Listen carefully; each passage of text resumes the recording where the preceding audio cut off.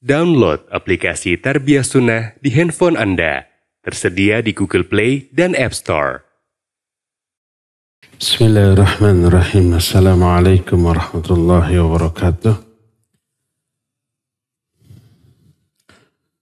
Alhamdulillahilladzi arsala rasulahu bilhuda wa dinil haqq liyudhhirahu 'ala ad-dini kullihi walau karihal musyrikun. Wa asyhadu an la ilaha illallah wahdahu la syarika lah iqraran bihi wa tauhidan wa asyhadu anna Muhammadan abduhu wa rasuluh sallallahu alaihi wa ala alihi wa ashabihi wa sallama tasliman mazida wa ba'd.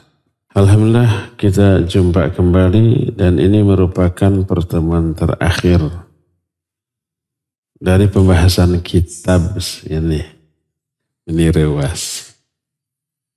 Setelah ini baru nanti kita masuk ke kitab amalan hati yang sesungguhnya dengan judul A'malul Qulub. Sekarang kita masih membahas Kutaib, kitab kecil dengan judul Al-Islahul Qulub. Saya tadi menyebut Al-Islah karena ingat kitab yang sedang kita bahas, Islahul Qulub, artinya memperbaiki hati. Sudah sampai kepada bab terakhir. Bab terakhir ini disebut ibar wa idhat. Ibar itu ungkapan-ungkapan. Idhat itu nasihat-nasihat. Isinya berisi kata-kata mutiara. Umumnya kita lihat dari cuplikan yang kita akan bahas nanti, itu adalah penggalan kalimat yang berharga dari Al-Imam Ibnu Qayyim Al-Jauziyah rahimahullahu ta'ala dalam beberapa kitab yang menjelaskan tentang hati dan kebanyakan dikutip dari kitab Fawaidul Fawaid. Ada beberapa poin. Poin pertama, berkata Imam Ibnu Qayyim, ma duriba 'abdun bi uqubatin a'zama min qaswatil qalbi wal bu'di 'anillah. Tidak ada permisalan atau tidak ada azab yang lebih dahsyat bagi seorang hamba yang maksiat dibanding kerasnya hati orang itu dan jauhnya orang itu dari Allah. Ini yang disebut dengan balasan yang kontan. Setiap amalan, yang baik ataupun yang buruk, dibalas dua. Ada yang kontan, di dunia juga, ada yang tertunda nanti di akhirat. Nah, untuk dosa dan maksiat, balasan kontannya itu macam-macam, banyak. Ada yang dikasih musibah berupa penyakit, berupa kejadian apapun yang tidak mengenakan, berupa umpamanya diseretkan rizkinya, atau diambil sebagian rezekinya dengan cara hilang, ditipu orang, atau macam-macam. Tapi di antara azab kontan yang paling hebat, paling dahsyat, yang jarang disadari bahwa itu azab, adalah hatinya yang keras, jauhnya dia dari Allah, malas untuk ibadah, malas untuk taqarrub, semangatnya maksiat. Dengan nasihat, pedaran ayat, penjelasan hadis, tidak tersentuh, tidak terpikat, tidak tertarik. Itu karena apa? Kerasnya hati. Dan itu azab yang paling hebat. Tapi kerasnya hati ini jarang dianggap sebagai azab. Padahal itu azab yang paling dahsyat. Ya, jadi Imam Ibnu Qayyim dalam bagian lain menyatakan, kalau kamu bermaksiat, Allah tidak akan menyetop rizkimu. Allah tidak akan menghentikan suplai oksigen untukmu. Allah tidak akan menghentikan seluruh fungsi organ-organ vitalmu. Enggak. Rizki Allah tetap berikan, kesehatan tetap Allah berikan, tapi Allah cabut hidayah dari dirimu. Hidayah yang sudah ada yang menyebabkan kita ibadah, takarrub, Allah cabut. Akhirnya apa? Malas lagi ibadah. Semangatnya kepada maksiat. Itu azab yang paling dahsyat. Camkan itu, sadari itu, lalu cepat antisipasi. Apa antisipasinya? Antisipasinya adalah taubat. Berhenti dari maksiat itu. Nanti pada poin lain, bagian lain akan dijelaskan cara mengobati hati yang keras. Allah berfirman, kalla bal rana ala qulubihim ma kanu yaksibun. Kata Allah, kalla bal rona itu adalah ron. Ron itu kotoran. Ron itu noda. Ala qulubihim. Yang ada dicampakkan ke dalam hati mereka. Maka nu yaksibun karena dosa-dosa yang mereka lakukan. Kotornya hati karena dosa. Dan azab yang Allah berikan kepada hamba yang maksiat. Yang paling dahsyat adalah dikeraskannya hati dan dijauhkan orang itu dari Allah Azza wa Jalla. Jadi kalau kita malas ibadah, ketahuilah itu azab dari Allah. Sebaliknya kita sudah jelaskan, kalau ada orang berbuat baik, Allah akan berikan dua balasan, yang segera dan yang tertunda. Yang segera itu Allah berikan hidayah untuk melakukan ibadah yang lain. Beres sholat fardu, Allah beri hidayah untuk wirid. Beres wirid, Allah beri hidayah untuk berdoa. Beres berdoa, Allah beri hidayah untuk melakukan sunnah ba'diyah. Beres sunnah ba'diyah, Allah berikan hidayah untuk membaca Al-Quran.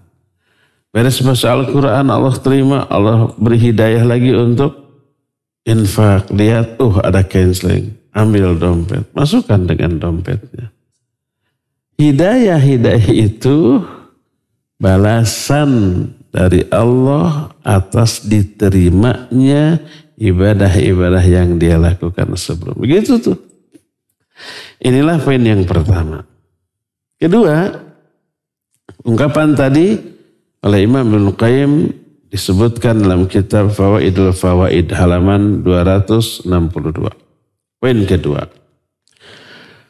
Khuliqatin nar liidzabatil qulubil qasiyah. Neraka diciptakan untuk meluluhkan hati yang keras. Ini ada dua makna. Makna pertama di dunia tuh. Hati yang keras bisa luluh dengan ditakut-takuti dengan neraka. Dahsyatnya azab neraka kan na'udzubillah. Gak ada tandingannya di alam dunia ini. Coba aja lihat. Wa ashabus shimal ma ashabus shimal fi samumiu wa hamim wa dhillim miyahum la baridi wala karim. Golongan kiri. Tahukah kamu siapa golongan kiri itu? Mereka berada dalam samum, hamim, dan dhillin. Samum, hamim, dan dhillim di dunia bikin adem. Samum itu angin. Tapi di akhirat angin ini super panas. Jangankan di akhirat, konon di dunia. Ada yang disebut angin bahorok, pernah mendengar? Adanya di Sahara itu. Saking panasnya itu angin. Itu pohon kurma terbakar loh. Apalagi orang gitu ya, mati itu. Itu dunia gak ada apa-apanya. Samum ini angin yang super panas di akhirat. Terus hamim air, tapi air panas. Ketiga zillin itu teduhan. Yang kita biasa pakai untuk berteduh. Jadi 3 istilah ini, samum, hamim, dan zillin ketika di dunia bikin adem. Samum angin kan bikin adem. Hamim adem, air bikin adem. Dan zillin, yaitu teduhan, naungan, juga di dunia bikin adem. Tapi ketika di neraka itu semua super panas yang menjadi siksaan yang dahsyat. Baru anginnya itu, baru airnya, yang air hamim itu kalau diteteskan ke atas kepala ubun-ubun itu tembus terus ke dalam sampai menghancurkan organ bagian dalam, netes lagi ke bawah. Saking panasnya itu hamim. Kebayang apinya kayak apa. Berdasarkan hal itulah maka mendengar dahsyatnya api neraka beserta azab yang ada di dalamnya, hati kecut, hati takut, ciut bukan kecut ya, ciut. Takut, kemudian kerasnya hati bisa meleleh. Lalu dia terdorong tobat, dia terdorong berhenti maksiat, dia terdorong untuk munajat dan seterusnya. Luluh. Ini yang pertama maknanya di dunia. Di akhirat, nah kadang-kadang orang di dunia tidak takut dengan api neraka. Jangankan orang lain, jauh-jauh kita welanya. Kita tahu dosa maksiat ini terancam azab. Azab neraka, tahu kita bohong, tahu bohong itu dusta. Dosa. Kita tahu ghibah itu dosa, terancam azab di alam kubur, apalagi di akhirat, tahu itu. Sering disampaikan. Apakah membuat kita takut berdusta, takut berghibah? Kan kebanyakan kita tidaknya enjoy berghibah, enjoy berdusta. Tidak luluh ini hati dengan ancaman azab. Tapi nanti apalagi orang-orang kafir. Durhaka kepada Allah, menentang aturan Allah, memusuhi para wali Allah, diancam dengan ancaman azab alam kubur neraka, cuek malah menantang. Tidak luluh hatinya. Tapi nanti di akhirat begitu langsung melihat api neraka, baru lihat tuh, belum merasakan tuh. Sudah langsung takut. Sudah langsung gemeter. Sudah langsung menjerit. Sudah langsung luluh hatinya. Inilah yang dimaksud dengan khuliqatin nar li'idzabatil qulubil qasiyah. Neraka diciptakan untuk meluluhkan hati yang keras. Itu juga ucapan Imam Ibnu Qayyim. Itulah yang kedua. Yang ketiga, kata-kata mutiara yang ketiga. Sekali lagi ini bukan ayat, bukan hadis, tapi perkataan para ulama. Umumnya Imam Ibnu Qayyim. Beliau berkata, mata uqhitat al-ainu minal buka min khasyatillah. Fa'lam anna qahtaha min qaswatil qalb wa ab'adul qulubi min Allah al-qalbul qasi. Poin ketiga, ketika mata sulit untuk menangis karena takut kepada Allah, ketahuilah sulitnya mata menangis karena kerasnya hati. Dan hati yang paling jauh dari Allah adalah hati yang keras. Kita umpamanya tahu banyak dosa. Baik dosa dari melalaikan ibadah kewajiban. Ataupun dosa karena melanggar larangan. Dua-duanya dosa. Tahu, terancam azab.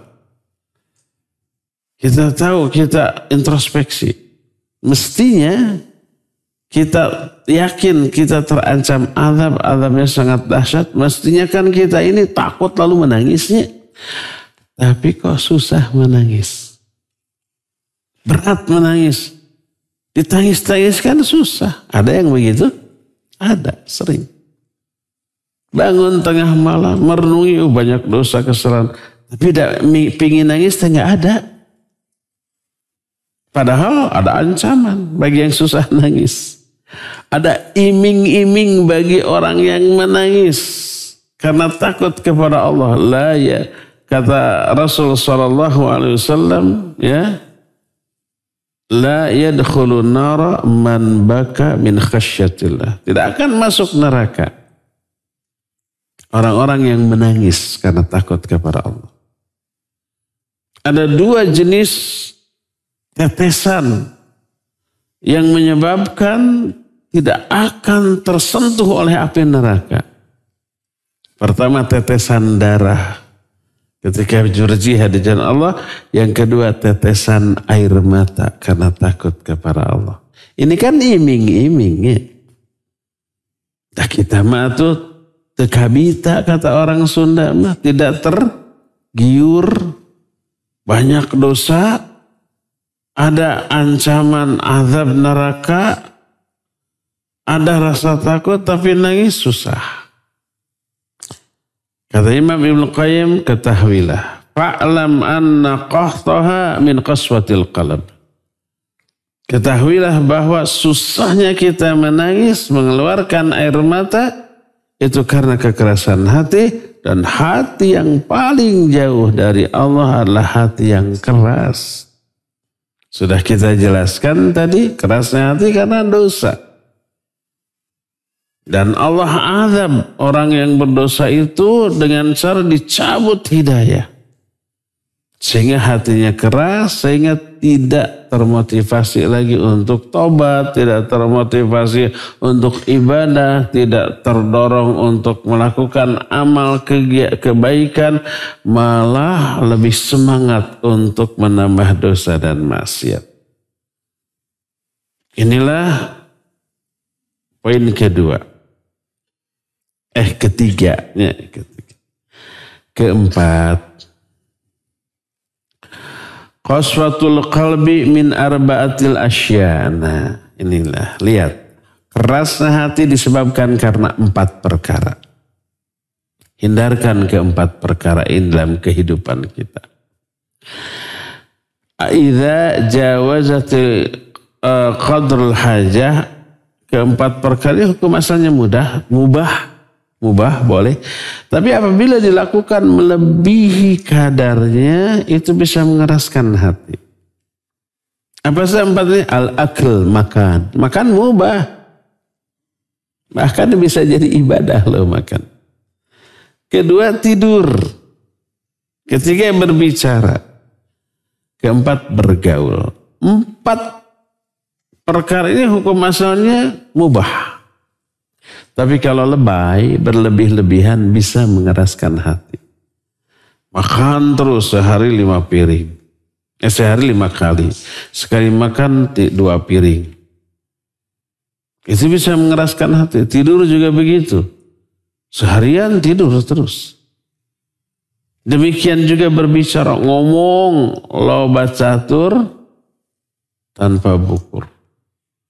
Dan mukhalafah. Berinteraksi, bergaul dengan orang.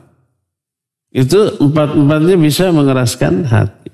Ya, maka batasi. Bahkan jadikan rutinitas 4 perkara ini. Kan 4 perkara ini pasti kita lakukan sehari-hari. Nggak bisa tidak. Makanya disebut hukum asalnya mubah. Jadikan 4 poin kegiatan mubah ini kita rubah jadi ibadah. Bisa? Bisa. Perkara mubah, hukum asalnya mubah, bisa menjadi ibadah, bisa menjadi maksiat. Makan umpamanya, tidur umpamanya, atau berbicara. Ya, gimana caranya? Terapkan 2 hal. Hal pertama, niatkan untuk niat yang baik. Niat yang baik makan apa? Niatkan makan ini agar kita kuat, sehat untuk menunjang kualitas dan kuantitas ibadah.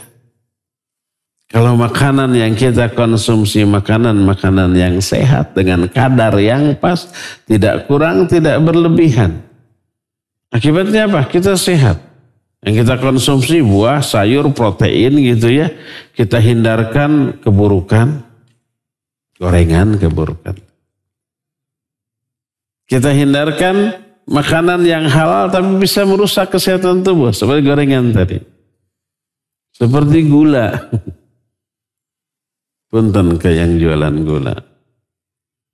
Seperti semua makanan yang terbuat dari tepung-tepungan tuh. Roti, bolu, kue-kue basah gitu kan. Apalagi gabungannya dari tepung ya digoreng ya pakai gula. Wah parah itu. Tanya ke dokter tuh. Kok Ustaz tahu emang ada di Quran? Nggak ada sih. Tapi dokter. Usia saya mengharuskan selektif dalam memilih makanan. Konsultasi ke dokter. Kata dokter begini, oh iya. Hindarkan itu agar sehat. Terus banyak makan obat-obat herbal, ramuan-ramuan alami. Bumbu-bumbu seperti sereh, jahe, terus kunyit, terus kayu manis. Ini lihat. Ada strawberry, ada lemon, ada apa yang bijian? Seed. Ini ya, anggur. Dan madu. Semua alami. Habis ini oleh saya nih. Sehat. Apa akibatnya? Peredaran darah lancar. Kalau lancar, fresh. Coba lari naik ke gunung. Enteng, ringan. Nah, kalau dipakai untuk ibadah, ibadahnya bisa berkualitas, berkuantitas. Baca, kalau umpamanya banyak kolesterol, lemak gitu ya, peredaran tidak lancar, suplai oksigen ke otak juga kurang. Baca 2-3 menit dan nunutan tuh, ngantuk. Tapi kalau lancar peredaran darah, sehat fit, sejam 2 jam cuek. Duduk lama dikit, cangkeng panas. Gak kuat lama. Ngaji begini, begitu masuk, langsung dek gitu ya. Ngantuk, walaupun ngopi udah segelas 2 gelas. Begitu masuk, bismika Allahumma amutu ahya. Beres kajian, harusnya itu dengan subhanakallahumma ini. Alhamdulillahilladzi ahyana ba'dama amatana wa ilaihi nusyur. Itu karena kondisi fisik. Kita makan dengan niat meraih kesehatan, vitalitas, stamina. Untuk apa? Agar ibadah lebih maksimal. Itu niat. Kedua, terapkan adab-adab sunnah. Basmalah dulu. Pakai tangan kanan dulu. Bukan dulu. Pakai tangan kanan. Ya.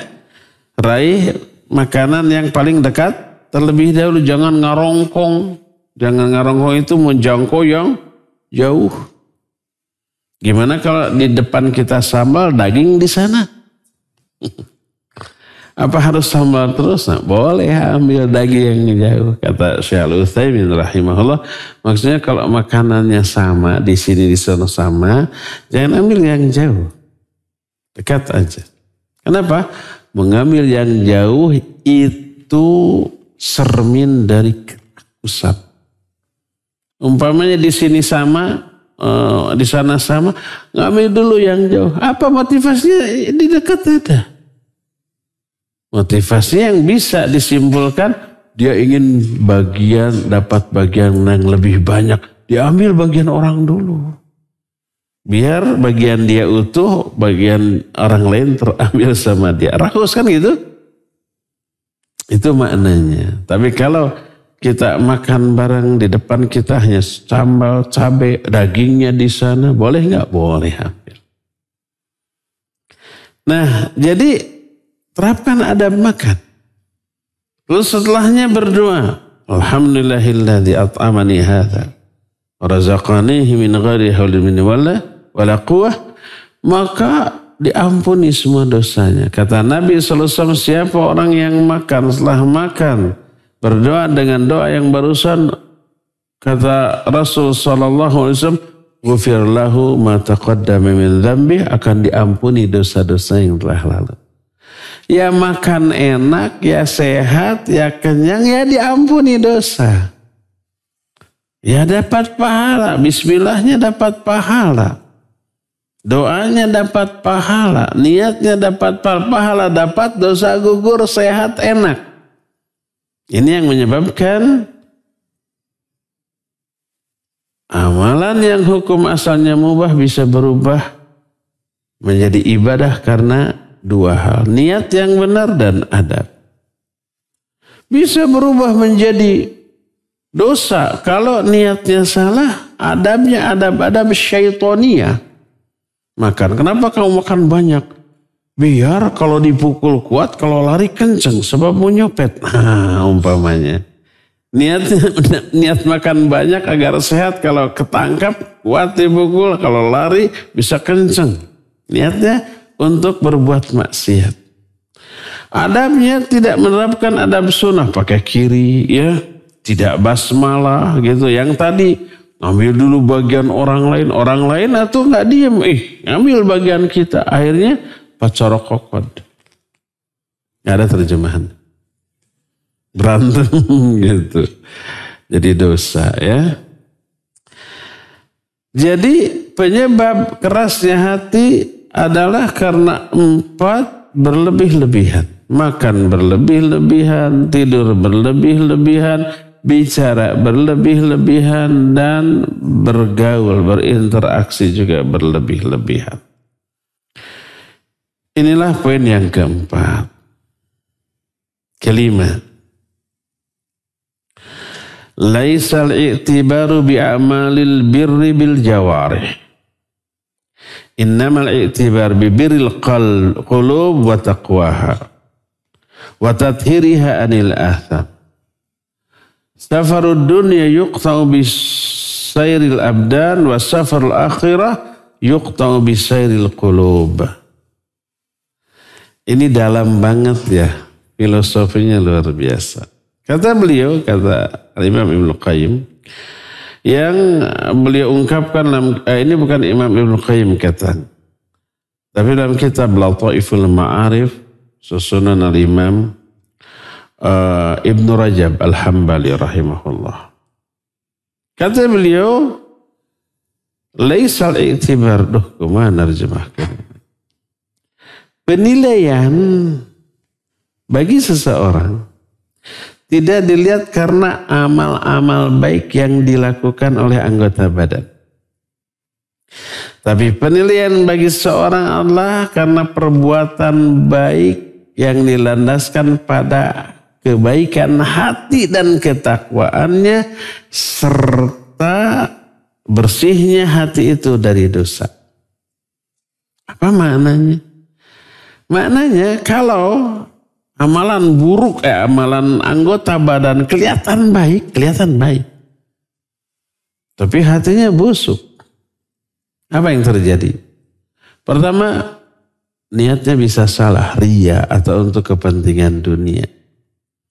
Yang kedua, bisa kosong dari ruh, dari ibadah itu. Contoh sholat. Sholatnya baik, sesuai sunnah. Di awal waktu, berjamaah itu secara zahir baik. Tapi hatinya busuk. Bisa niatnya salah, riya, ini ada camer nih. Ngelihat sholat saya dibaik-baikan. Niatnya sudah busuk. Kedua, ngelamun di dalam sholatnya. Ini amalan hati dari sholat yang dia lakukan. Tidak ikhlas alias riya, tidak khusyuk alias ngelamun. Al-Quran menyatakan, fawailul lil musallin alladzina hum an salatihim sahun alladzina hum yura'un. Sahun dan riya busuknya hati. Walaupun zahirnya bagus. Maka sekali lagi penilaian terhadap amal seorang tidak dilihat dari amalan zahiriyah, baiknya amalan zahir lahir, tidak, tapi dilihat dari amalan hati, kondisi hati, ketakwaan hati, bersihnya hati dari dosa. Kalau hatinya bagus, dia ikhlas, dia khusyuk, dia mutabah, lahiriahnya juga bakal bagus. Terus beliau menyatakan safar yang dilakukan di alam dunia itu bisa terputus, terhenti karena halangan, rintangan yang teralami oleh badan. Kita berjalan menuju suatu tempat. Tiba-tiba kaki kita bermasalah, sakit, keselio, berhenti itu ya. Atau kakinya tidak apa-apa tapi badan sudah lemes. Jantung sudah deg-degan banget. Mungkin heart rate-nya tinggi banget, bahaya. Akhirnya bisa berhenti kan? Perjalanan safar di dunia. Ya, itu berhenti karena ada rintangan yang teralami oleh badan. Sedangkan safar menuju akhirat itu terhenti karena masalah yang dialami oleh hati. Kalau hati bermasalah, berpenyakit, lemah, apalagi hatinya mati, maka perjalanan menuju akhirat berhenti, ibadah berhenti, pelaksanaan agama berhenti, amal soleh berhenti. Itu berbahaya ya. Sehingga tidak akan sampai kepada yang dimaksud, yaitu bahagia di akhirat. Sebagaimana safar anggota badan akan terhenti, gak akan sampai ke tempat tujuan bila badan ini bermasalah. Inilah poin yang kelima. Poin yang keenam, ini bagi kita semua, bagi para asatidzah, bagi para ikhwan yang akhwat yang suka ngaji. Perhatikan poin ini. Laisa kullu man tahalla bil ma'rifah wal hikmah wa antahalaha kana min ahliha. Bal ahlul ma'rifah wal hikmah alladzina ahyau qulubahum biqatlil hawa. Wa amma man qatala qalbahu fa ahyal hawa fal ma'rifatu wal hikmah ariyatun ala lisanih. Ini poin yang keenam, ini ucapan Imam Ibnu Qayyim dalam kitab Fawaidul Fawaid. Kata beliau, tidak setiap orang yang menghiasi dirinya dengan ilmu dan hikmah otomatis dia menjadi ahli ilmu dan ahli hikmah. Enggak. Ada orang yang apa? Aktif mencari ilmu dan memahaminya. Apakah pasti dia setelah menguasai, memahami, menjadi ahli ilmu dan ahli hikmah? Tidak. Ini kata Imam Ibnu Qayyim. Tapi yang dimaksud ahli ilmu dan ahli ma'rifah, ahli hikmah adalah orang yang menghidupkan hati-hati mereka dengan mengendalikan hawa nafsunya. Adapun orang yang membunuh hati dan menghidupkan hawa nafsunya, maka ilmu dan hikmah yang difahaminya akan kosong dari lisannya. Lisannya ngomongnya tidak didasarkan pada ilmu. Jadi ada orang yang memahami ilmu dan berhasil dia faham, menguasai ilmu. Tapi omongannya kok bertolak belakang ya dengan ilmu yang difahaminya. Ada kiai yang kayak begitu? Ada. Kenapa? Ini banyak. Pertama, aspek niat. Mungkin niat mencari ilmu untuk mengejar dunia. Niat mencari ilmu untuk memperoleh keuntungan dunia. Ini sudah kesalahan awal yang fatal.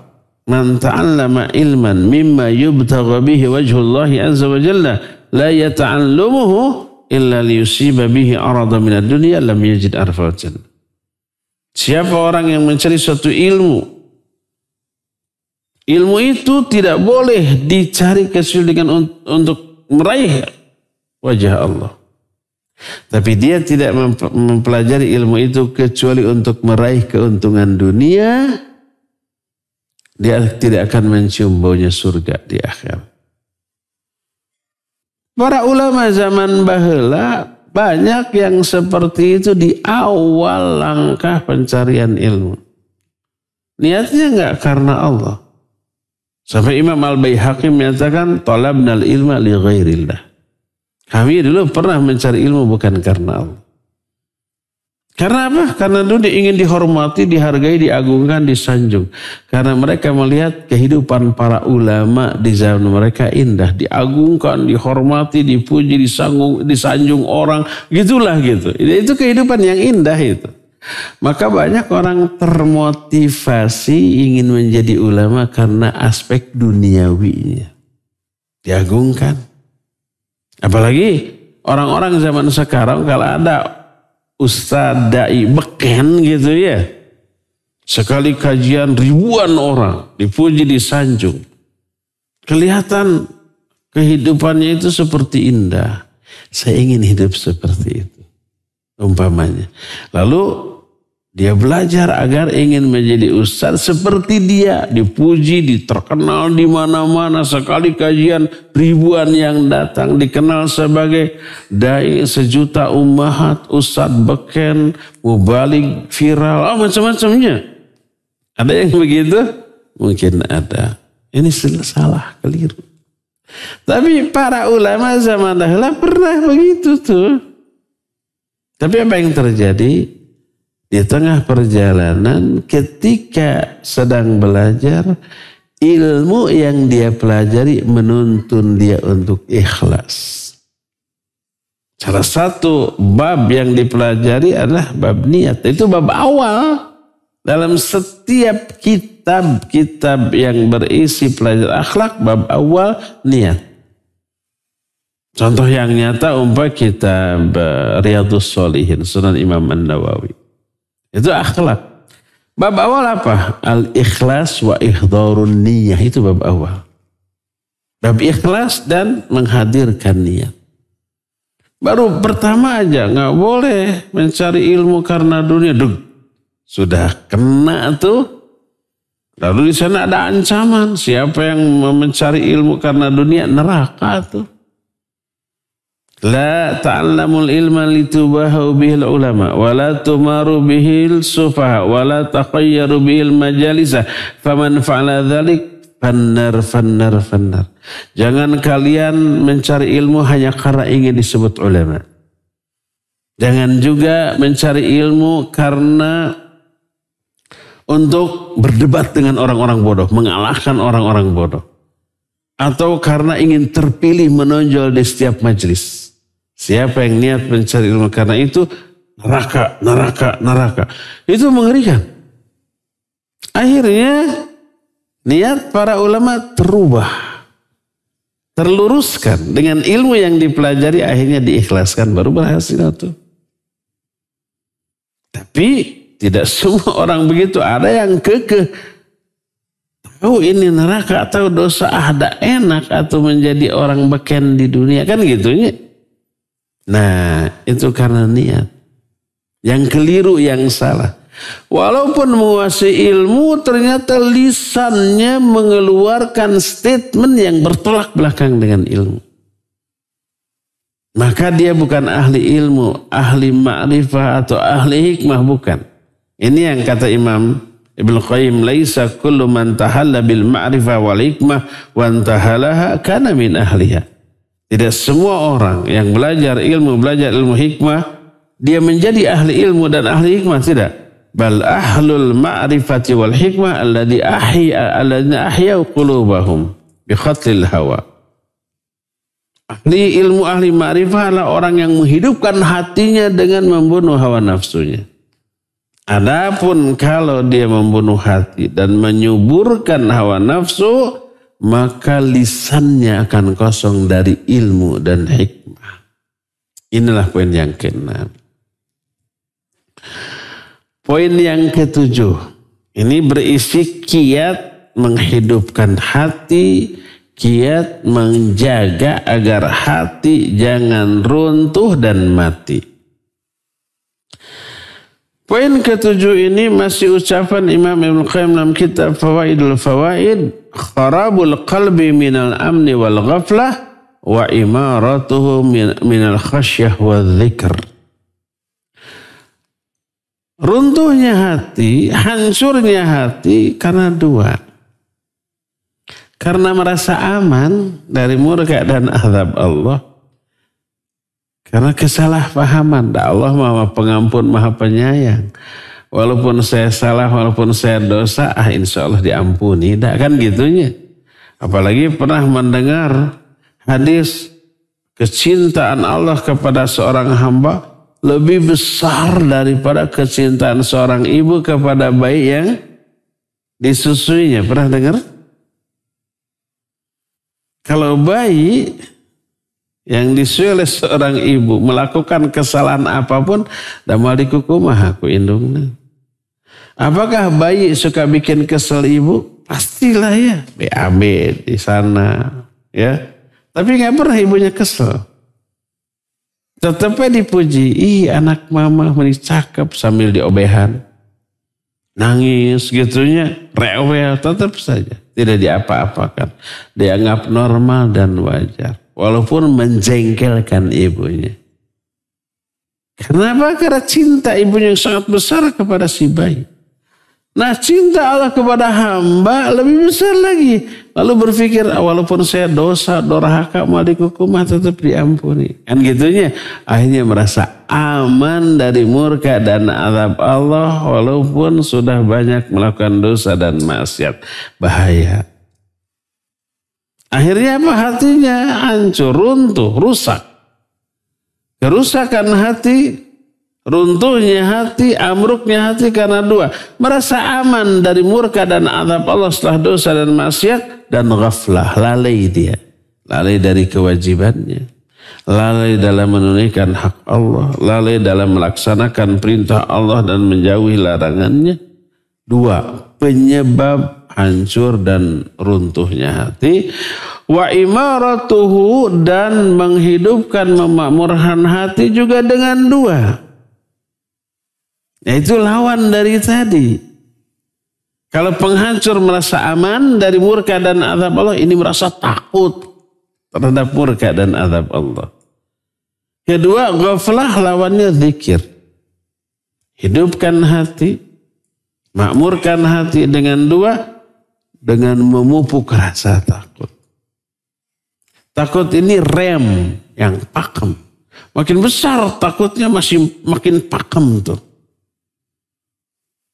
Mau melakukan kesalahan takut terhadap murka dan azab Allah, nggak jadi. Coba lihat si copet di bis kota, di kereta, pokoknya di tempat kerumunan orang mau mencopet. Ada risiko nggak? Ada. Apa risiko? Diketahui orang, babak belur, dihajar massa. Takut dia. Makanya curi-curi kesempatan. Ada orang dompetnya nongol di belakang saku belakang celananya. Apa langsung diambil? Tidak. Dia lihat-lihat sekeliling dulu. Kalau ada yang perhatikan ya. Kenapa tidak langsung diambil? Takut ketahuan. Ketahuan babak belur dia. Ketika semua orang masing-masing asik ke HP-nya masing-masing. Karena sekarang begitunya. Cuek ke lingkungan sekeliling. Masing-masing buka HP, senyum sendiri kayak orang gila. Begitu tuh. Aman nih. Mulai dua jarinya. Saya nggak tahu kalau nyopet 2 jari apa 3 jari. Begini ya. 2 jari atau begini. Dia siap, pas begitu ada yang lihat, ada yang lirik. Jadi enggak? Enggak jadi. Karena apa? Takut resikonya. Diteriakin sampai babak belur dia. Rasa takut terhadap resiko menyebabkan dia membatalkan niat buruknya. Begitulah seorang muslim yang takut terhadap murka dan azab Allah. Tahu kalau melakukan dosa ini diazab. Dan azab Allah enggak main-main. Innallaha syadidul iqab. Dahsyat banget tuh murka azab dari Allah. Ya. Khasyah, rasa takut, pengerem. Hidupkan hati dengan dua. Pertama dengan memupuk rasa takut. Sehingga tidak berdosa dan maksiat. Dan az-zikr, dengan banyak berzikir kepada Allah SWT. Inilah poin yang ke-7. Tinggal 4 menit lagi. Ke-8. Al-qalbu yamradu kama yamradul badan wa shifa'uhu minat taubati wal himyah. Wa yasda'u kama tasda'ul mir'ah wa jara'uhu bidzikr. Wa ya'ra kama ya'ral jism wa zinatuhu at-taqwa. Wa yaju'u wa yadma'u kama yaju'ul badan wa ta'amuhu wa syarabuhu al-ma'rifah wal mahabbah wa tawakkul wal inabah wal khidmah. Sama kita nggak kepikiran ya. Sama Imam Ibnu Qayyim kepikiran. Hati bisa sakit seperti sakitnya badan. Obatnya adalah taubat dan menjaga diri dari dosa. Dosa yang sudah dilakukan ditobati, dosa yang belum dilakukan dijauhi. Itu obat agar jiwa kita, hati kita tidak terjangkiti penyakit. Dan hati bisa juga ternoda, terkotori seperti ternodanya cermin. Cermin suka ada kotorannya? Ada. Cara membersihkan cermin dengan cara dilap sama kaca, sama air basah gitu ya. Sama adalah cairan khusus. Sedangkan cara membersihkan, mengkinclongkan kembali hati adalah dengan zikir. Hati juga bisa telanjang seperti telanjangnya jasad kita. Beri pakaian dia, hiasi dengan pakaian takwa. Ya bani Adam, qad anzalna alaikum libasa yuwari sawatikum warisha wa libasut taqwa dzalika khair. Hai bani Adam, kami telah turunkan kepada kalian pakaian untuk menutup aurat dan sebagai perhiasan. Fungsi pakaian dua kan, menutup aurat dan perhiasan. Tidak asal nutup aurat, harus pantas oke gitunya. Lahirlah mode kan gitu ya, style. Walibasut taqwa dzalika khair. Tapi pakaian takwa itu lebih baik. Para ulama di antara Imam Ibnu Qayyim menyatakan ada dua jenis pakaian. Pakaian lahir itu pakaian yang kita pakai. Fungsinya dua, menutup aurat dan perhiasan.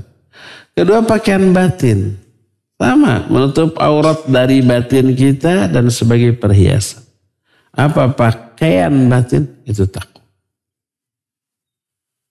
Jadi hati bisa telanjang seperti telanjangnya badan, pakaian dan perhiasannya adalah ketakwaan.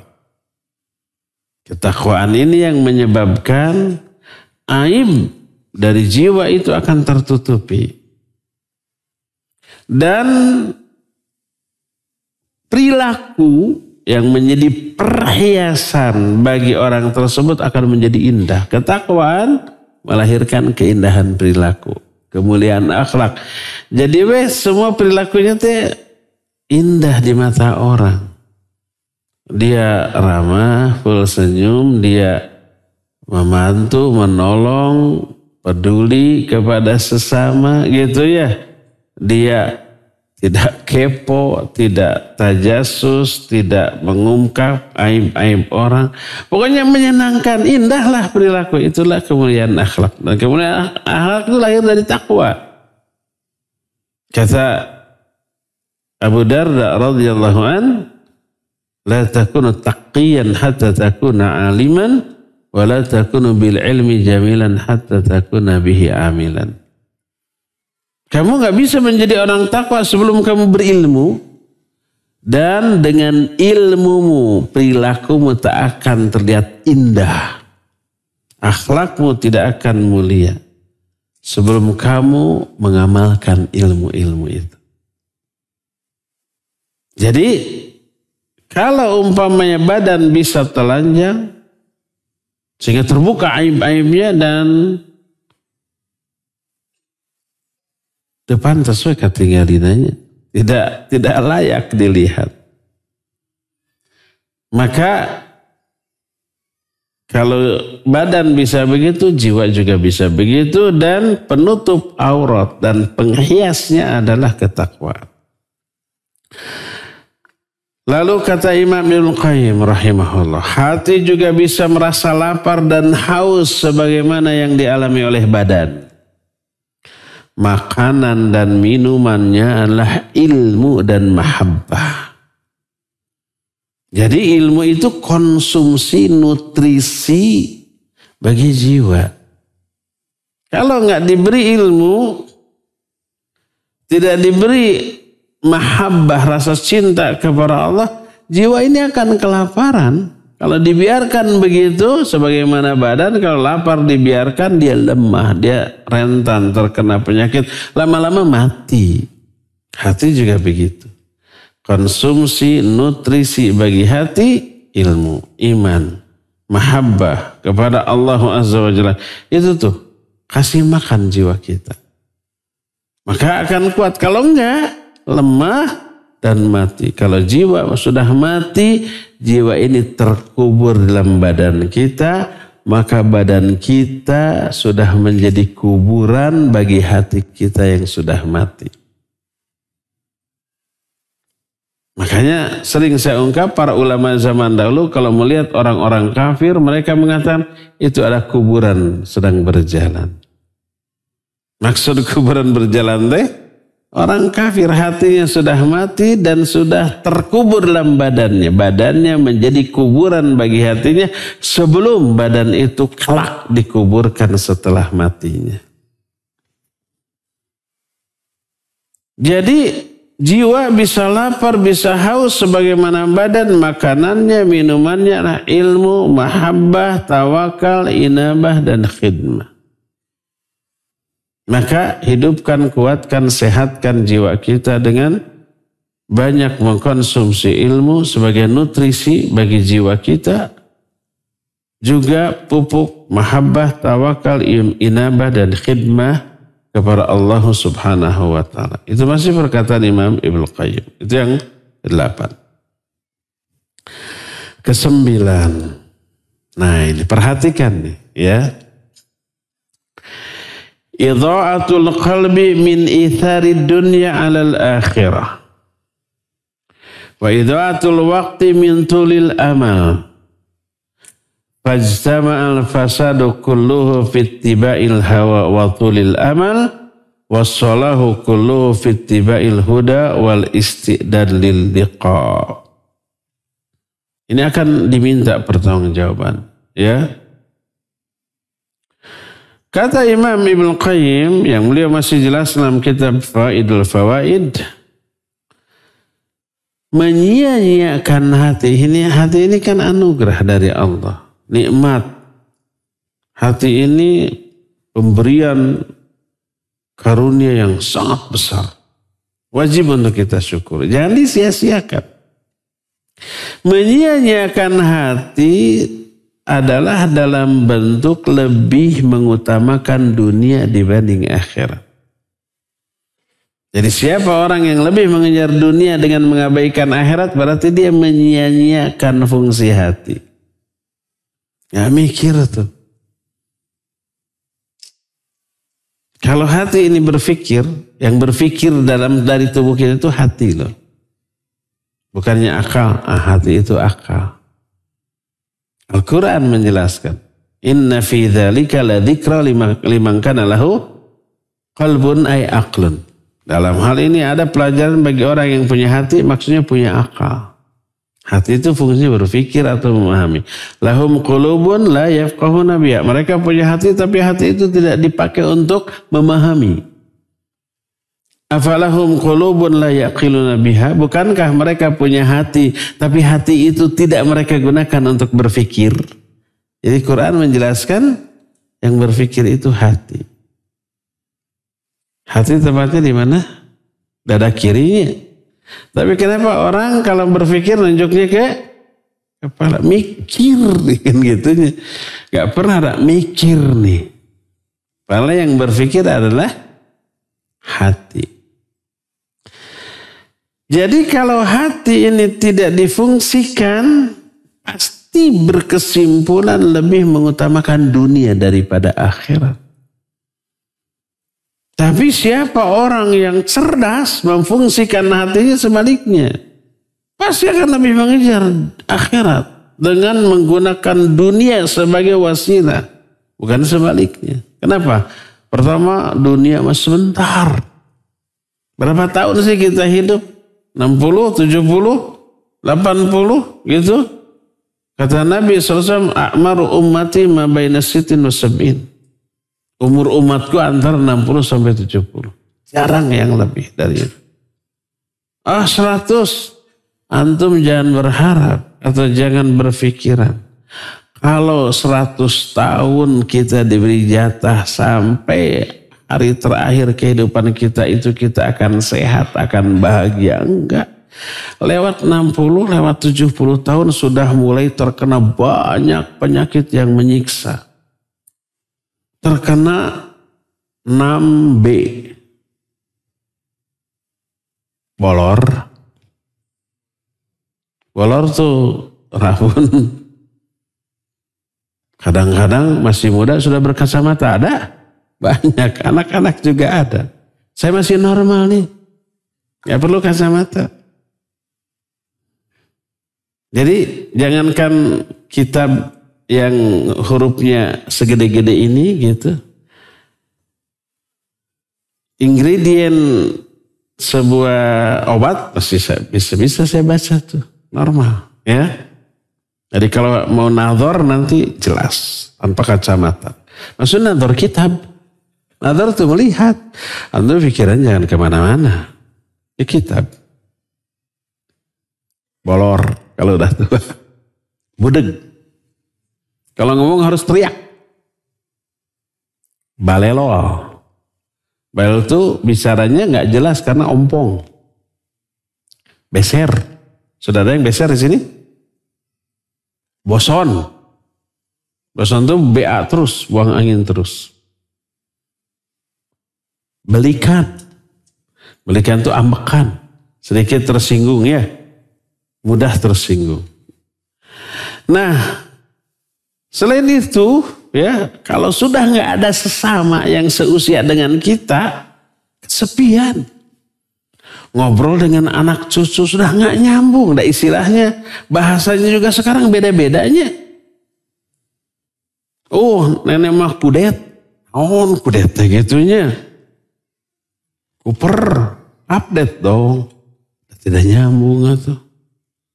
Nenek mah PHP aja ke aku teh. Naon PHP nitip gitu. Kata mami HP. Sudah gak nyambung tuh obrolan tuh. Kesepian. Betapa banyaknya orang yang sudah tua tersiksa dengan ketuaan. Sampai saya pernah langsung, bukan hanya kata orang, ngomong ada orang nenek-nenek udah 73 atau 4 tahun pas setiap ada orang, emak sing panjang Yuswa, apa ngomong, jangan doakan panjang umur, sudah bosan hidup, pengen mati. Ada yang kayak begitu tuh. Udah terkena rematik, asam urat ya. Osteoporosis gitu ya. Kalau ngomong harus teriak gitu. Kemudian mau makan enak. Itu sudah nggak bisa ya. Dikasih apa, klek gitu. Ternyata giginya yang copot. Bukan apelnya yang belah gitu kan. Itu banyak yang tersiksa. Apa antum pikir kalau kita usianya di atas 70 tahun akan tetap senang sampai akhir hayat? Enggak, sudah menderita. Apalagi kalau terkena pikun. Dianya sih orang yang pikun itu tersiksa dengan kepikunannya. Selain menyiksa orang-orang yang ada di sekitarnya. Setelah kita mati masuk alam kubur. Berapa lama? Ribuan tahun. Berapa lama sampai kiamat? Nggak tahu berapa tahun. Ratusan, ribuan, mungkin jutaan tahun. Mungkin. Itu lebih lama. Kalau dunia kita tidak kita manfaatkan untuk jadi bekal. Hidup bahagia di alam kubur. Bahaya. Di dunia lalai masuk ke alam kubur tersiksa, ada azab kubur, rentang waktunya lebih lama sampai kiamat. Jergur kiamat terjadi, masuk ke alam akhirat. Bayangkan, itu kehidupan yang sebenarnya. Ada akhirnya, abadi. Wa inna daral akhirah lahiyal hayawan. Negeri akhirat itu yang kehidupan yang sebenarnya. Nah bayangkan, kalau dunia kita jual untuk akhirat, untuk kebahagiaan akhirat, bahagia kita. Permanen. Tapi kalau umpah dunia dijadikan sebagai tujuan utama, mengabaikan akhirat, setelah dunia terakhir, mati kita. Di alam barzah, di akhirat, celaka menderita abadi. Ya, berakal tuh orang. Orang yang berakal, yang cerdas adalah yang mempersiapkan dirinya untuk menghadapi akhirat. Kata Nabi SAW, Al-Aqyas. Ketika ditanya man al-Aqyas, siapa orang yang paling cerdas? Beliau menyatakan mandana nafsahu wastidada lima ba'dal maut. Orang yang paling cerdas adalah orang yang dana nafsahu, dia menghitung-hitung amal diri dan mempersiapkan diri menghadapi akhirat. Karena akhirat jauh lebih dahsyat, lebih lama, abadi. Kehidupan dunia ini sementara. Ya sementara, ya kalau ada kenikmatan yang bisa kita raih di dunia, kenikmatan itu rentang waktunya cuma memenitan loh. Apa sih yang enak-enak? Coba sebutkan. Makan. Makan tuh enak ketika kita lapar. Sepiring pertama enak, nambah piring kedua. Enak? Masih enak, tapi sudah berkurang dibanding yang pertama. Habis piring kedua, masuk piring ketiga. Enak? Enak. Sudah engap, sudah kemerdekaan, sudah penuh, kasih piring kelima. Nolak, gak enak lagi, dipaksa, muntah. Jadi berapa lama makan enak? Memenitan. Tidur enak kalau lelah, ngantuk. Berapa lama? Paling jam-jaman. Tidur seharian dalir atau pusingnya. Minum begitu, tegukan pertama, segelas pertama haus, enak. Masuk gelas kedua, tidak seenak yang pertama. Bunghak, masuk gelas ketiga, ongkek sudah. Gak nikmat lagi. Coba sebutkan kenikmatan apa. Pasti hanya memenitan. Setelah itu sudah gak enak lagi. Si montong, luar biasa enaknya tuh. Kebayang-bayang si montong. Saking sukanya sering disebut dalam ceramah. Berapa lama enaknya si montong? Dan cuma biji pertama enak. Biji kedua sudah enaknya. Tapi dipaksakan. Habis. Biji ketiga. Aduh. Sudah senggah. Sudah gak kuat. Mahal padahal. Ya. Sekilonya itu 100.000 lebih. 3 kilo sudah 300.000 lebih tuh. Tapi yang dimakan cuma sebiji 2 biji. Makanya disebut montong. Montong dibeli mahal. Nah jadi orang yang lebih mengutamakan dunia dengan menjual akhirat, orang itu menyia-nyiakan fungsi hati. Wa idzal waqat min tulil amal, menyia-nyiakan waktu dengan banyak berkhayal, berangan-angan. Angan-angan itu punya cita-cita yang bagus tapi tidak ada aksi yang nyata untuk meraihnya. Hanya menghayal, berangan-angan. Itu kan beda dengan roja. Roja itu berharap setelah berbuat. Umpamanya seorang petani punya sawah 1 kotak. Dia cangkul, dia tanami, dia pokoknya melakukan proses tanam padi. Setelah itu 4 bulan kemudian dia berharap akan panen. Ini berharap. Karena ada aksi, ada usaha. Tapi kalau petani itu dapat punya 1 kotak sawah, dia biarkan sajalah. Berharap 3-4 bulan yang akan datang akan panen. Itu berharap bukan? Bukan, itu menghayal itu. Itu angan-angan kosong yang tidak mungkin bisa diraih. Kalau mau berharap harus berbuat. Di sini ada jomlowati. Saya nggak akan nikah, tapi saya berharap punya anak sih. Berharap punya anak nggak nikah ya itu menghayal. Tapi kalau umpamanya saya ingin punya anak nikah, melakukan usaha nikah, melakukan hubungan suami istri, berharap setahun lagi dapat anak. Apakah harapannya pasti terkabul? Belum pasti juga. Ada yang sudah nikah tapi bertahun-tahun nggak punya anak kan, usahanya aja belum tentu berhasil, apalagi yang tidak ada usaha. Maka disebut tulul amal dengan huruf hamzah. Artinya panjang angan-angan, ngayal dia, halu dia. Hanya berharap, berangan-angan tanpa ada usaha. Itu menyia-nyiakan waktu. Maka terkumpulnya seluruh kerusakan adalah karena dua hal. Mengikuti hawa nafsu dan panjang angan-angan. Sedangkan terkumpulnya semua kemaslahatan juga terdapat dalam dua hal. Mengikuti petunjuk dan mempersiapkan diri untuk perjumpaan dengan Allah Subhanahu wa ta'ala. Inilah poin yang ke-9. Ke-10. Ke-11. 12. 13 dan seterusnya nanti bulan depannya. Ternyata ini bukan terakhir. Ternyata belum selesai, masih panjang. Semuanya ada 21 poin ya, 22 poin. Kita baru 9 poin, tersisa setengahnya lagi. Masih tersisa ya, bulan depan kita akan lanjutkan. Sekarang waktunya sudah lewat, tinggal beberapa belas menit, 12 menit lagi untuk bertanya jawab. Wassallallahu ala nabiyina Muhammadin wa ala alihi wa ashabihi wasallam. Pertanyaan pertama. Ustaz, tadi dikatakan bahwa perbuatan baik akan menjadikan ada hidayah untuk melakukan perbuatan baik lain. Apabila perbuatan baik lalu tidak diikuti dengan perbuatan baik yang lain, maka apa perbuatan baik itu mesti dilihat. Kita mesti introspeksi, jangan-jangan perbuatan baik itu tidak diterima. Misal ada riya, tak betul. Sebab ada setelah berbuat baik terus berbuat buruk. Beres sholat langsung rokok. Ada?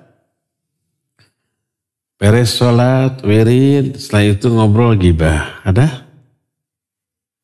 Imam Ibn Rajab dalam kitab Lataiful Ma'arif menyatakan, man amila hasanah thumma atba'aha bisayyi'ah fadzalika alamatur radil hasanatil ula wa adamu qabiliha. Siapa yang sudah berbuat baik lalu diikuti dengan perbuatan buruk, perbuatan buruk itu menjadi tanda perbuatan baik tadi ditolak dan tidak diterima oleh Allah. Iya, kalau umpamanya seseorang ibadah secara benar, ya ikhlas, khusyuk, mutaba'ah, diterima oleh Allah, Allah akan langsung kasih balasan di dunia sebelum di akhirat. Salah satu balasan dunia diberi hidayah untuk melakukan ibadah lain setelahnya. Man amila hasanah thumma atba'aha bil hasanah fadzalika alamatul qabulil hasanatil ula. Siapa yang berbuat baik diikuti oleh perbuatan baik lainnya, perbuatan baik kedua ini menjadi tanda perbuatan baik pertama itu diterima oleh Allah. Lianna Allah idza taqabbala amali abdin waffaqahu lil a'mali sholihah ba'dahu. Karena Allah apabila menerima ibadah seorang hamba, Allah berikan hidayah kepada hamba itu untuk melakukan amal soleh lain berikutnya. Jadi begitu ya. Jadi kalau setelah beres ibadah, sholat, kenapa tidak terdorong ngaji, tidak terdorong wirid, tidak terdorong sholat ba'da, males gitu ya. introspeksi. Mungkin sholatnya nggak benar. Lihat niatnya. Niatnya ikhlas. Lihat kekhusyuannya. Eta ngalamun sepanjang sholat. Maka tidak Allah balas dengan hidayah. Ya. Lihat mutaba'ah. Naon mutaba'ah? Aduh nggak tahu. Apa gerakan sholatnya, bacaan sholat sesuai dengan sunnah Rasul SAW. Kalau enggak, pantas Allah enggak balas dengan hidayah. Ya. Cobalah introspeksi.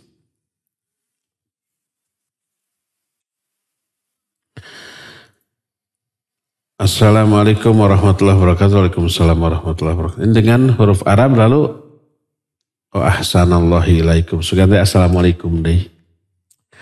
Ustaz, bagaimana jika pasangan masih susah menangis padahal dia itu rajin ibadah dan jauh dari maksiat?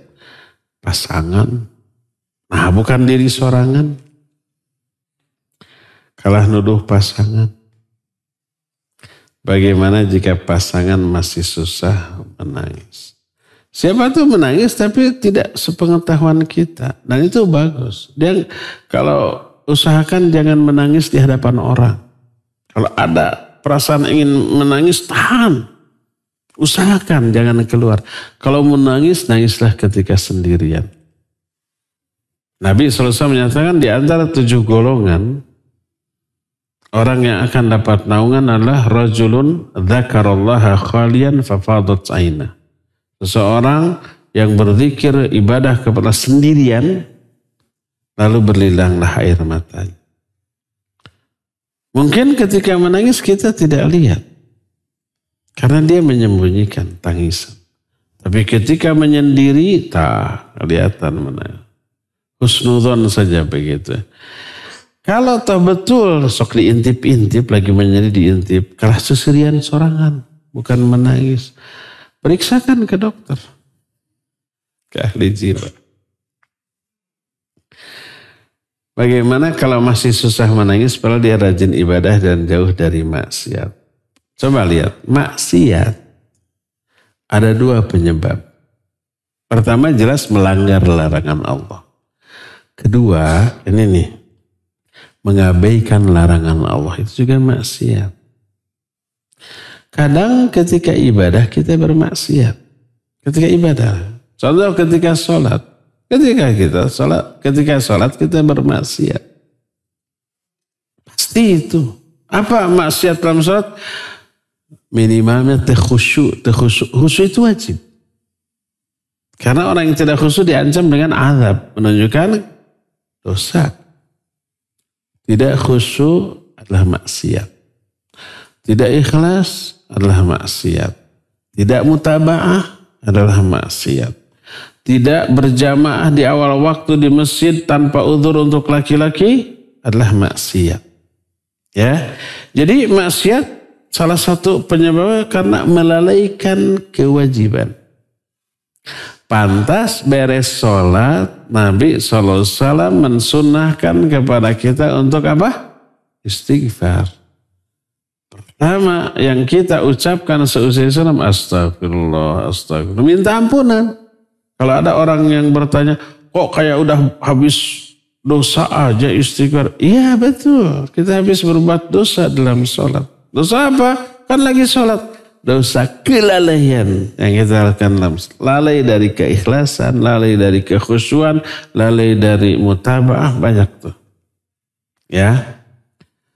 Nah, itu yang oleh orang dianggap bukan maksiat.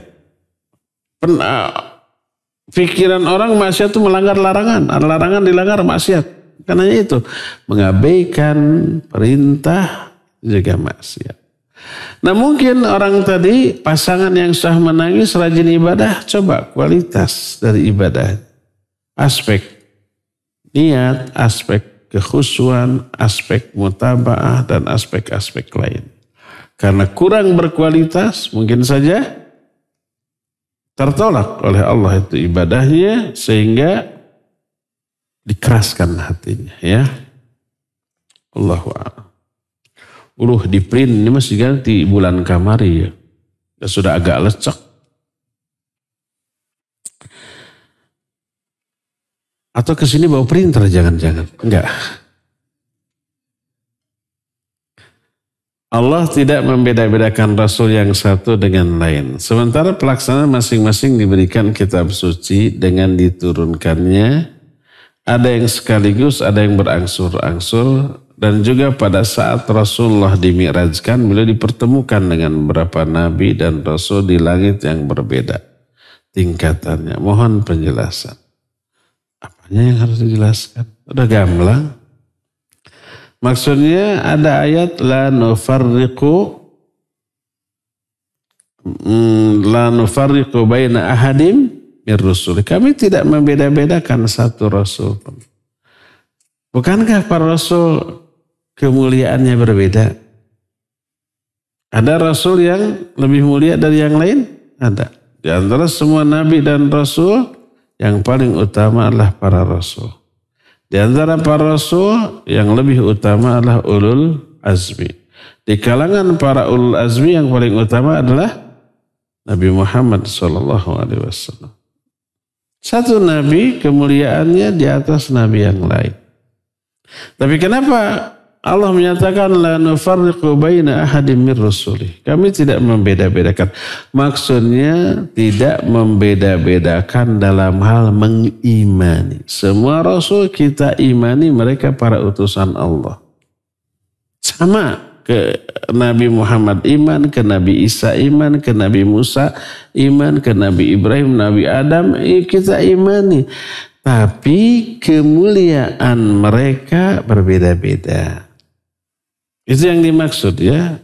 Para nabi, para rasul berbeda tingkatan keutamaannya. Tapi kita mensikapinya dengan sikap yang sama dalam hal mengimani mereka. Semua kita imani. Itu maksudnya. Jadi dua hal itu tidak bertolak belakang. Bagaimana cara menjaga sikap dan lisan kita agar tidak mudah marah atau mencela orang ketika sedang marah.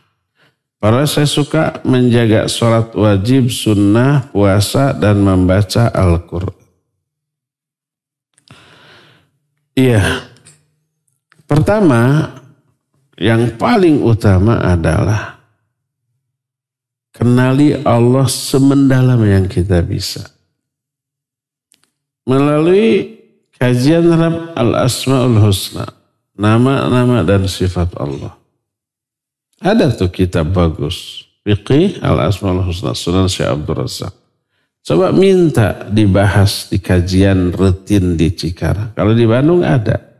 Saya yang bahas Fiqih Al-Asma'ul Husna setiap hari Selasa pagi jam 9. Coba ada streamingnya, ada YouTube-nya, ada radio, TV, adalah diulang. Dari awal itu.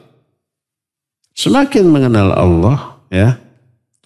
Itu semakin meningkat keimanan, semakin meningkat rasa cinta, khasyah, berharap, tawakal, ikhlas dan seterusnya, berefek kepada apa? Menjaga lisan dan perbuatan. Salah satu di antara nama sekaligus sifat Allah Ar-Raqib. Allah itu maha mengawasi. Allah maha mengetahui. Ada Ar-Raqib, ada Al-Latif, ada Al-Khabir, ada Al-Alim, ada Al-Syahid gitu ya. Maknanya apa? Allah mengetahui, melihat, menyaksikan, mengawasi, termasuk isi hati. Termasuk ditulis semua. Termasuk amalan hati ditulis, ya amalan hati ditulis. Ya. Nah, meyakini hal itu, maka kita akan jaga hati. Jangan sampai kita berpikir sesuatu yang buruk, bersuudzon. Jangan sampai lisan kita terucap kata-kata yang memberatkan kita. Ma yalfidhu min qaulin illa ladaihi raqibun atid. Tak ada satupun kata yang terucap kecuali sampingnya ada raqib dan atid. Ditulis tuh. Jadi meyakini kita diawasi lahir batin menyebabkan kita akan jaga lisan, jaga pikiran, perasaan, jaga anggota badan. Itu disebut muraqabah. Lahirnya muraqabah karena ilmu ma'rifat dia tentang Allah. Itu yang pertama. Kedua, coba pelajari, fahami, yakini buruknya keburukan lisan. Karena lisan tidak terjaga, orang bisa terjerumus ke dalam syirik, kufur, bid'ah, dan maksiat. Karena satu kata yang terucap hancur seluruh amal-amal kita. Kan ada tuh dalam kitab Tauhid hadis. Dua orang bersahabat, satu ahli ibadah, satu ahli maksiat. Ketika ahli ibadah mendatangi sahabatnya, sahabat sedang bermaksiat. Ditegur, ittaqillah wa da'ma amilta. Bertakwalah kepada Allah, tinggalkan apa yang kamu lakukan ini. Kata si ahli maksiat, dia menyatakan, da'ni wa rabbi, biarkan ini urusan aku dan Allah. Pisah. Besoknya begitu lagi sampai 3 kali. Setelah 3 kali dengan jawaban yang sama, si ahli ibadah kesel. Lalu menyatakan, wallahi la yaghfirullahu lak. Demi Allah, Allah tidak akan mengampuni dosamu. Ini ngomongnya begitu. Demi Allah, Allah tidak akan mengampuni dosamu. Ringkasnya cerita di akhirat, Allah menegur ahli ibadah. Man dzalladzi yata'alla alayya annani la aghfir li fulan qad ghafartuhu wa habittu amalak. Siapa yang dahulu di dunia berani bersumpah atas namaku bahwa aku tidak akan mengampuni si fulan, aku ampuni dosa si fulan, aku batalkan amal kamu. Amal ahli ibadah dibatalkan, dihapus. Akhirnya ahli maksiat dikesurgakan karena diampuni, ahli ibadah dikenerakakan karena semua ibadahnya terhapus. Kata Abu Hurairah radhiyallahu anhu yang meriwayatkan hadis ini, dia menyatakan takallama kalimatan au baqat dunyahu wa akhiratuhu. Orang ini sudah mengatakan satu kalimat yang menghancurkan dunia dan akhirat. Lihat, karena lisan yang tak terjaga, semua ibadahnya hancur. Akhirnya ke neraka tuh orang. Di sini sahih riwayat Imam Muslim dalam kitab Sahih Muslim. Coba ya pelajari buruknya ucapan yang buruk dari lisan. Terancam neraka, terancam dihapus semua kebaikannya, ya. Terancam dia itu memikul dosa orang-orang yang oleh dia pernah dizolimi secara lisan. Digibahi, dicela, dihina, diberi lakob-lakob yang buruk. Itu korban kezoliman dia, dosanya di-offer ke kita, pahala kita di-offer ke dia karena lisan tuh. Ngeri ya. Kalau ngeri begitu kita takut, akhirnya kita jaga lisan kita. Jadi pertama, pelajari tauhid, terutama asma sifat. Yang kedua, tadi kenali buruknya dosa karena lisan. Ketiga, kenali, fahami beruntungnya orang yang mampu menjaga lisan. Sehingga kita kabita. Keempat, gaul. Gaulah dengan orang soleh. Dengan orang yang menjaga lisannya. Kalau kita kepleset, ada teguran yang lembut, yang menyadarkan kita, ya. Dan jauhi pergaulan dengan orang-orang yang lisannya nggak terjaga. Kita tidak menjaga lisan, gaul dengan orang-orang yang ngomongnya, aduh begitu. Akhirnya kita terpengaruh dan terjangkiti penyakit itu. Itu yang kelima. Keenam, berdoa kepada Allah, minta perlindungan dari keceletotnya lidah, dari seperti itu ya. Itu 6 poin yang bisa kita lakukan agar kita mampu menjaga sikap dan lisan.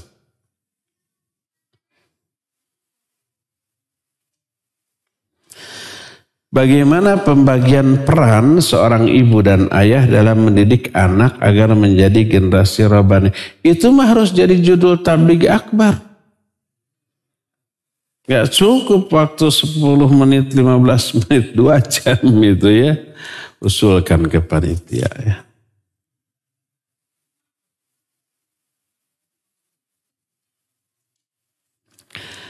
Bagaimana hukumnya memajang foto Masjid Nabawi atau Ka'bah di dalam rumah?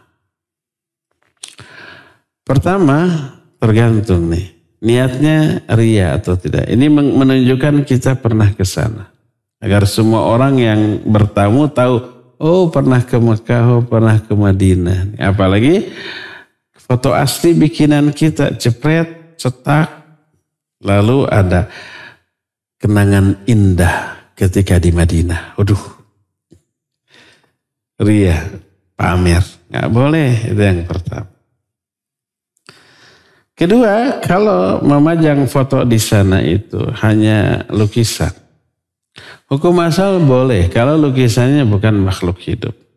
Bangunan masjid, Ka'bah gitu ya, Masjid Nabawi atau masjid manapun, hukum asal boleh. Kecuali ada kecualinya. Ketika dipajangnya gambar tersebut mengganggu sholat kita. Dan itu pernah dialami oleh Nabi SAW. Aisyah memasang gording yang ada gambar pohon-pohonan. Nabi membiarkan. Karena apa? Itu bukan makhluk hidup. Dibolehkan.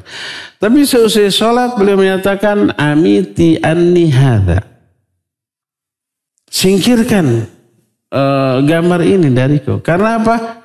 Gambarannya, coraknya selalu terbayang dalam benakku di dalam sholat. Terbayang pohonnya, daunnya. Akhirnya beliau menyuruh untuk disingkirkan. Ini menunjukkan kalau hal itu bisa memberikan gangguan. Walaupun hukum asalnya mubah. Memberi gangguan dalam sholat kita, kebayang itu tadi gambar masjid itu kayaknya ada yang salah tuh. Sebab ada gambar Ka'bah yang salah antara Makom Ibrahimnya itu bukan antara Ruknul Yamani dengan Ruknul Syami gitu ya. Tapi di sebelah sono kayaknya salah. Kepikiran terus dalam sholat. Tidak boleh. Walaupun tidak jadi sajadah. Apalagi jadi sajadah. Ada sajadah gambar masjid. Gambar Ka'bah. Ada. Gambar Ka'bah kita sholat di pelong tuh. Waktu saya tawaf. Itu Ruknul Yamani, Ruknul Syami, Ruknul Iraqi, ini yang ada Hajar Aswad. Nah, itu Makom Ibrahim. Saya pernah di Hijr Ismail, kebayang. Jangan ya, lebih baik jangan. Jadi hukum asal boleh. Kalau tidak ada madharat.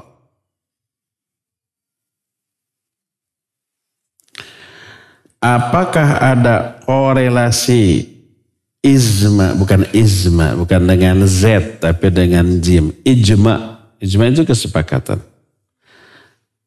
Qiyas dengan Al-Quran dan hadis atau sunnah. Ijma kesepakatan. Siapa? Para ulama. Apa yang mereka sepakati? Hal-hal yang qat'i, yang dijelaskan dalam Quran dan hadis yang sahih itu ijma. Pasti itu. Kadang ada, tidak ada dalam Al-Quran, tidak ada dalam hadis, tapi ijma ulama membolehkan. Contohnya umpamanya kodifikasi Al-Quran. Di zaman Nabi SAW Al-Quran tidak dibukukan. Nabi wafat, terjadi peperangan, banyak para hufad yang gugur. Abu Bakar khawatir. Kalau para hufadul Quran, penghafal Al-Quran sudah wafat, meninggal, bisa-bisa apa? Hilang Al-Quran. Muncul inisiatif, kita bukukan dalam rangka memelihara. Semua sepakat ijma, semua sahabat ijma, sepakat. Walaupun oleh Nabi tidak dilakukan. Tidak ada perintah dari Quran, tidak ada perintah dari hadis. Kata Nabi, kalau aku mati bukukan Al-Quran. Enggak ada. Dan Nabi SAW tidak membukukan Al-Quran selama hidupnya. Dibukukannya Al-Quran kesepakatan seluruh sahabat. Ini ijma yang tidak terdapat dalam Quran dan hadis. Apakah ini menjadi sumber hukum? Iya, karena Nabi SAW menyatakan innallaha la yajma'u ummati ala dhalalatin. Sesungguhnya Allah tidak akan mengumpulkan umatku di atas kesesatan.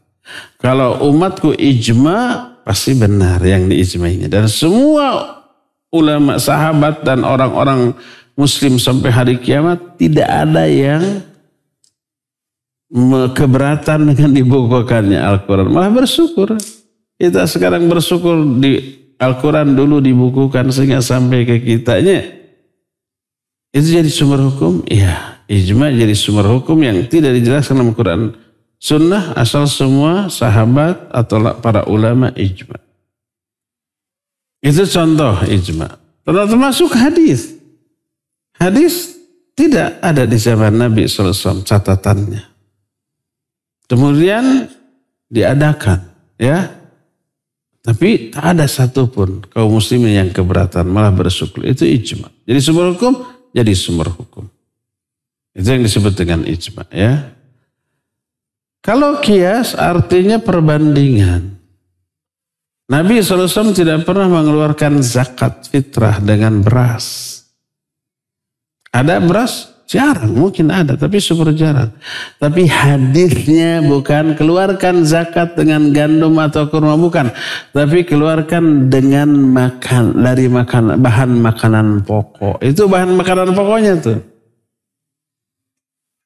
Sedangkan bahan makanan pokok saat itu apa?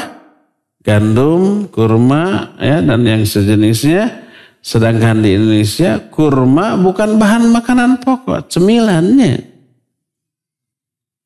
Gandum juga begitu. Apa bahan pokoknya? Beras. Jadi nas hadisnya bahan makanan pokok, mawad al-ghidaiyah. Bukan kurmanya. Maka kalau ada yang mengatakan kalau bid'ah nggak boleh, beras juga bid'ah karena Nabi tidak mengeluarkan dengan beras. Keliru.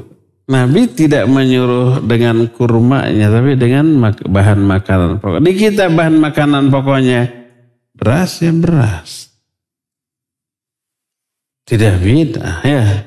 Keliru kalau ada yang mengatakan. Itu kias. Itu analogi, ya.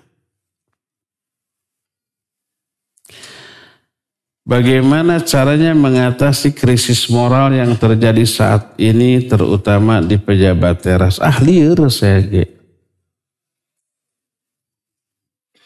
Dakwah. Kenapa para pejabat yang korup tersebut, yang moralnya buruk tersebut terpilih? Sampai ada pejabat tidak merasa malu dengan mengatakan saya mah suka nonton film porno. Alasannya logika. Saya sudah dewasa, melakukannya juga sering dengan istrinya. Apa salahnya dengan melihat film porno? Tidak merasa bersalah, tidak merasa aib, tidak punya malu. Ada yang begitu? Ini aspek moral. Melakukan dengan istri, melihat aurat istri boleh. Ibadah, ya ibadah. Melihat aurat orang lain haram. Melihat film porno itu melihat aurat siapa? Orang lain. Kalau dia umpamanya ke istrinya, buka pakaianmu, saya film. Dia tonton boleh. Asal jangan disebar. Untuk dirinya saja.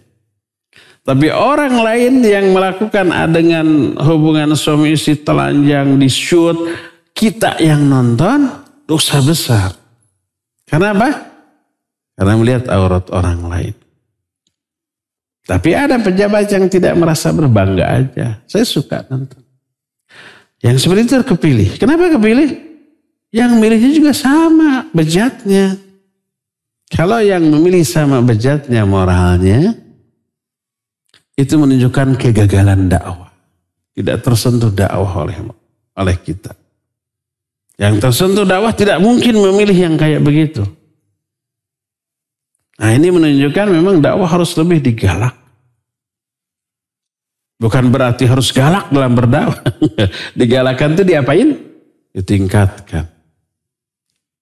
Agar tertanam moral ke dalam jiwa warga. Ketika warga mayoritas sudah memiliki moral yang baik, pas ada pemilihan, dah dipilih siapa moralnya jelek, suka nonton film porno, mual, jangan, nggak akan dicontreng, dicoblos, contreng, ini aja nih yang baik.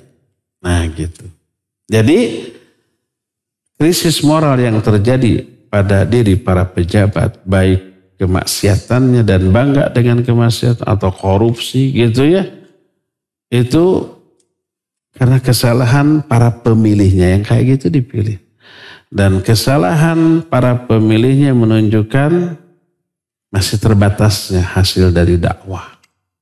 Yang sudah terdakwahi tidak akan begitu. Tapi yang lebih mayoritas yang belum tersentuh dakwah bahkan anti terhadap dakwah ya.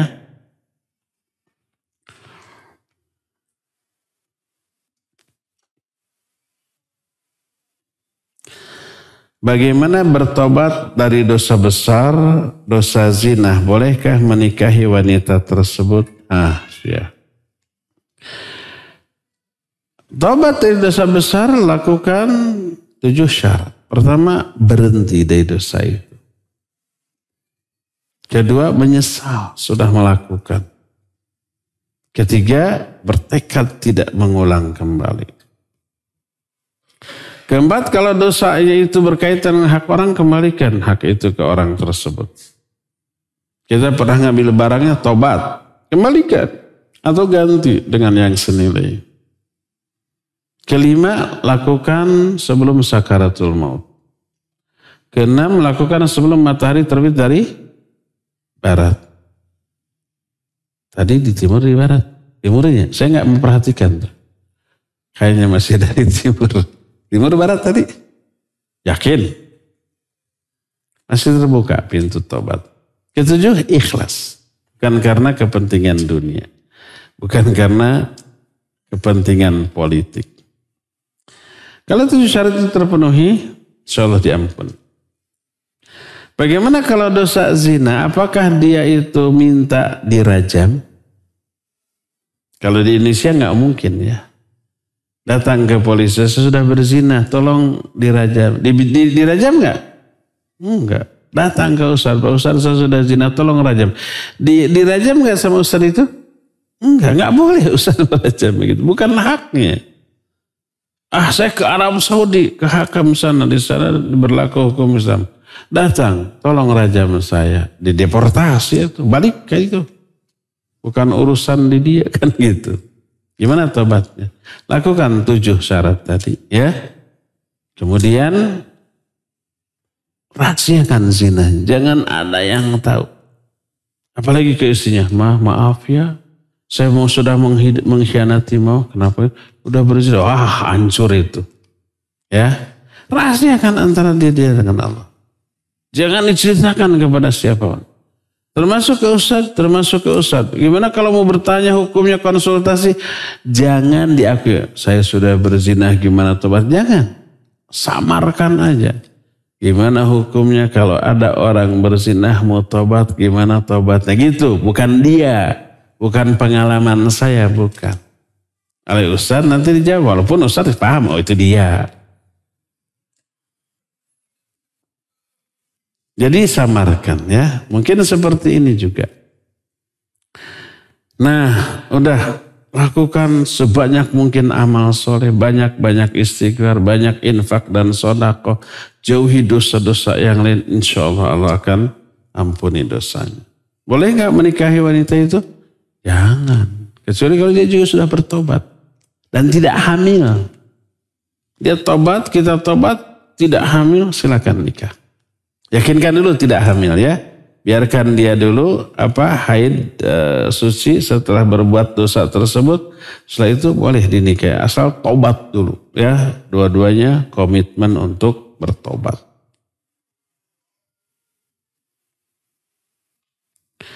Nutrisi gizi apa untuk mengantisipasi munculnya dosa tersebut?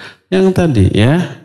Kedua, jauhi lingkungan yang menyebabkan kita terjerumus ke dalam dosa tersebut. Kalau dosanya berzina, coba jauhi teman-teman yang menuntun kita ke arah sana. Mungkin awalnya iseng-iseng, tapi teman-teman, si anu enak tuh nih, ini ada aplikasinya. Yuk ke tempat, itu bahaya tuh. Jauhi ya kawan-kawan yang seperti itu dan cari kawan bergaul yang bisa menjaga kita, menuntun kita kepada kebaikan. Terakhir ya. Bagaimana cara menanggapi orang yang beranggapan bahwa perbaiki dulu hatinya sebelum ibadah, padahal ibadah itu juga wajib. Omongannya tidak salah. Tapi ada tapinya, ada udang di balik bakwan. Omongan itu menunjukkan gak perlu ibadah dulu, penting hatinya. Kalau itu maksudnya keliru. Cara memperbaiki hati itu ibadah. Dan itu cara memperbaiki hati yang paling Allah sukai. Yang paling Allah perintahkan. Ayo orang sholat, nanti hati saya belum benar, mau diperbaiki dulu. Atau tambah rusak, tambah kotor. Ayo kita ngaji, saya memperbaiki hati dulu. Atau tidak ngaji, mak. Ngaji itu salah satu cara memperbaiki hati. Perbaiki hati dengan ibadah. Dengan sholat, dengan bacaan Quran, dengan wirid, dengan doa, dengan infak dan sedekah, dengan ngaji.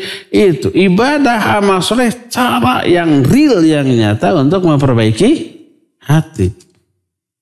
Kalau umpamanya belum baik hatinya, ibadah juga percuma. Akhirnya tidak ibadah sampai mati begitu. Celaka kita ya. Jadi betul.